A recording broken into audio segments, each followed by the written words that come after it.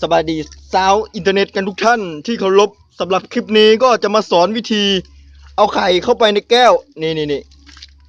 ตัวที่ไข่มันบ่แตกก็ไปเห็นหลายคลิปแล้วนะ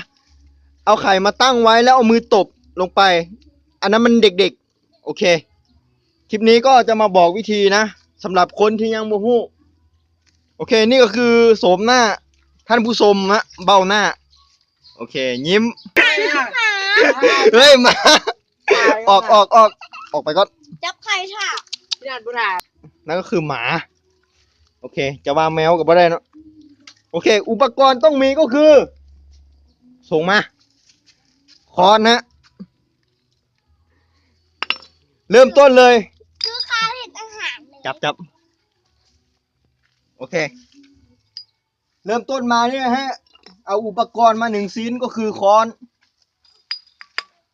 ทุบลงไปแล้วเอาไข่เข้าไปฮะนี่ฮะ